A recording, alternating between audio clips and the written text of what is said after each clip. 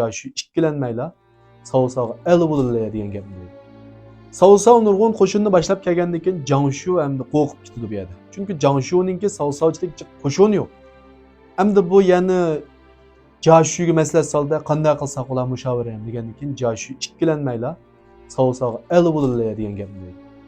Savsav el bo'lsa qanday bo'ldi? Biz uni asli uning urush qilmoqchi bo'lgan tursak, endi el bo'lamiz desak, u unamdi degandan keyin buni men jo'ndayman, siz ansirman deydi-da.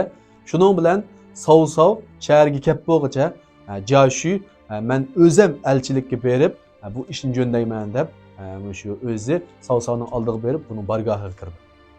Endi Savsav Jashuninki kelganligini anglab nihoyat hayajonlandi. Nimishqa? Chunki Savsavmi Jashuning nomini anglagan. Ayni vaqtda o'rdagi nurg'un qalayimqonchiliklarni paydo qilgan ham tinjitgan odamninki Jashu ekanligini, buningki odatdagi mushavir emas ekanligini bu Savsavmi bilib bo'lgan. Shuning bilan Jashuni chaqirib, taklif qilib o'tda o'zgandan keyin buningdan nima ish kelganligini so'ragan vaqtda Jashu shundan meningki pasibanim Jangshu sizga el olmoqchi, Vancheng shaharini sizga bermoqchi. Siz hamda Vanchengga kirsangiz bo'ladi, kirib butun shaharni olsangiz bo'ladi, sizning bo'ladigan bo'ldi. Bo'lsa, mening shu pasibanimni, egamni boshqa yerga yo'tkib etmay, shu Vanchengni saqlaydiganga sanog'ini qilgan bo'lsangiz, ya'ni shu o'zining amrida qilib qolgan bo'lsa, lekin cho'ng boshqarish sizning qo'lingizda bo'lgan bo'lsa degandan keyin Savsav ikkilanmaylar ma'qul deydi. Chunki bu oldiga kelgan lo'q go'sht tursa, uning bilan yana oldiga keyin tortishib turishning o'rni yo'q-da. Agar qo'shilmay qolib qolsa, yoki bo'lmasa Jangshuni ishlatgisi kelmay qolib qolsa, avval shaharga kirib olgandan keyin chiqarib etsin bo'laverdi uni. Shuni Savsav ikkilanmaylar ma'qul deydi. Ma'qul deb bo'lgandan keyin bu Jashuni nihoyat yaxshi kutib oladi. Chunki bu uning uchun cho'ng bir ish qilib bergan bo'ldi-da. Shu bir shaharni hech qanday urush qilmaylar, buning el qilib bergandan keyin. Buni tortiqlab kutib qilgandan keyin Jashumu bu yerda 1-2 kun turib qoldi. Mushu jarayonda Savsav buning bunday bir taklifni qo'ydi. Bo'lsa, siz mening yenimda qolgan bo'lsangiz, menga mushavir bo'lib, men uchun ishlang. O'zingizning pasibani Jangshu sanog'ining yeniga ketmagan bo'lsangiz degandan keyin Jashu bevosita rad qildi. Endi mushadillar Jashuniki naqadar yomon odamligini his qila olamiz. Bu Jashuni o'zini yushirishga nihoyat komil, ajoyib iqtidorli bir kishi deb ta'riflaydi. Chunki Jashu nurg'un pasiballarga agishidi.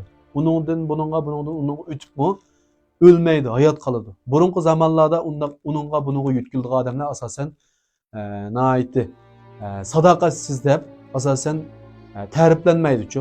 Unda odamni ya o'ltirib o'tadi, ya bo'lmasa yiniq tatmaydi. Ammo Jashu ashundoq almishib turibmi, ya'ni hayot qolgan, ham ajoyib o'zini yaxshi saqlay olganda.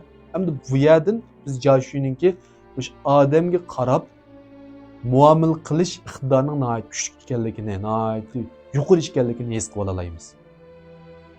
Masalan, boshqa mushavirlar yoki boshqa odamlar qolgan bo'lsa, Savsav bundaq gapni degan vaqtda, ya'ni mening yenimda qiling, men sizga cho'ng amal beraman, sizni e'tiborlab ishiltiman degan vaqtda balkim ma'qul deyish mumkin. Chunki bu cho'ng bir o'zininki o'sish fursatida taxmin cho'ng amalga erishidi, taxmin cho'ng iqtisodiy boylikka erishidi Savsavning. Lekin Jashu nima ish rad qiladi degan vaqtda u birla nuqtani ko'zlagan. Ya'ni Savsavninki qancha erishamaydigan narsaga, ya'ni erishamaydigan narsaga shuncha bak havas qiladigan, erishgisi keladigan bir xarakterninki bor ekanligini bilgachga o'zini texmi bir o'zining burunqi pasiboniga sodiq ko'rsatish uchun bu Savsavni rad qo'ydi. Men burunqi pasibonimni endi ishlayman. Men o'ltirib etsangiz bu yerga kelmayman degandan keyin Savsav ajoyib qoyilib ketdi bunga. Shuning bilan amal yo'q, buni yo'lga solib qo'ydi. Yo'lga solib qo'ygandan keyin